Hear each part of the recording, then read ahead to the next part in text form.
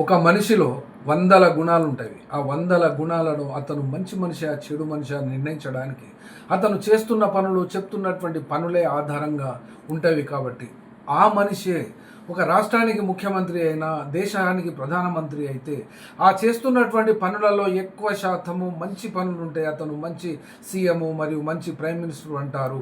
అదే చెడు యొక్క చెడు పర్సంటేజ్ కనుక ఎక్కువ ఉన్నట్లయితే అతను చెడు ముఖ్యమంత్రి అంటారు, చెడు ప్రధానమంత్రి అంటారు.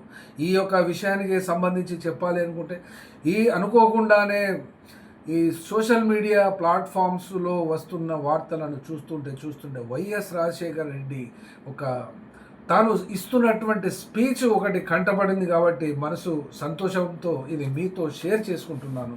ఎందుకు సంతోషము అంటే ఇదివరకే చెప్పినాము, వైఎస్ రాజశేఖర్ రెడ్డి దగ్గర ఉన్నటువంటి గుణాలు, ఆ టీవీ, ఆ దర్పము, ఆ లెవెల్, వ్యవహరించినటువంటి తీరు, ముఖ్యంగా చెప్పాలంటే ఎమర్జెన్సీ మెడికల్ సర్వీసెస్లో ఇప్పటి వరకు కూడా ఎవరు చేయలేదు. ఆయన ఒక డాక్టర్ కాబట్టి చెప్పాడు, స్ట్రెయిట్గానే చేశారు. కానీ లంగ దందాలు, దొంగ దందాలు, అవన్నీ అక్రమాలు ఇవన్నీ కాకుండానే తాను చేసినటువంటి దాన్ని, నారా చంద్రబాబు నాయుడు గురించి 2 ఎకరాల తండ్రిని కాదు, నేను చిన్నప్పుడే హై స్కూల్లో ఉన్నప్పుడే ఇన్కమ్ ట్యాక్స్ పే చేశాను, సైకిల్ చైన్ పడిపోతే దానికి ఆయిల్ అంటుకుంటే రోషయ్య ఇంటికి వెళ్ళి చేయి కట్టుకున్నటువంటి వ్యక్తి ఇవాళ పత్రిక నడిపిస్తున్నాడు అని ఆ భాషలోనే ఆంధ్రజ్యోతి గురించి చెప్పాడు.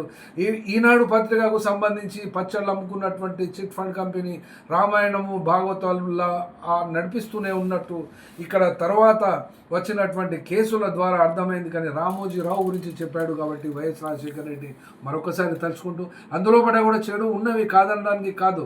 ఈ వైఎస్ రాజశేఖర రెడ్డి రావడానికి గల కారణం ఏమిటి అంటే, చంద్రబాబు నాయుడు యొక్క దుర్మార్గమైనటువంటి ఎన్కౌంటర్ల పాలనకు వ్యతిరేకంగా ఆంధ్రప్రదేశ్ ప్రజలు తిరగబడి దానికి ఒక సమాధానంగానే వైఎస్ రాజశేఖర రెడ్డి ప్రభుత్వాన్ని అధికారంలోకి తీసుకొచ్చినటువంటి ఆ యొక్క సందర్భము. రాజశేఖర రెడ్డి ఉంటే తెలంగాణ వచ్చునా లేదా అనబడేటువంటి ప్రశ్నలే వచ్చినాయి కాబట్టి ఆ ప్రశ్నకు జవాబు టైమే చెప్తుండేది, సమాధానం కాలమే దేనికైనా నిర్ణయించేది. కానీ ఖచ్చితంగా వైఎస్ రాజశేఖర రెడ్డి ఈ యొక్క విషయంలో అనగా మావోయిస్టులను అప్పుడున్నటువంటి పీపుల్స్ వార్ పార్టీకి చర్చల పేరుతో పిలిచిన తర్వాత, చర్చలు అయిపోయిన తర్వాత వాళ్ళను మళ్ళీ కొనసాగించినటువంటి ఎన్కౌంటర్ల విషయంలో కానీ, తెలంగాణ రాష్ట్రము ఇవ్వడంలో, తెలంగాణ ఆ యొక్క డిమాండ్ను రేస్ చేయడంలో వాళ్ళకు సపోర్ట్ చేయకుండా ఉన్నటువంటి ఈ యొక్క 2 అంశాలు మినహా మిగిలినటువంటి అన్ని స్కీమ్లలో కూడా ఇప్పటి వరకు వైఎస్ రాజశేఖర రెడ్డిని మించిన మనిషి ఇక్కడ కనబడటం లేదు ఈ మధ్య కాలంలో.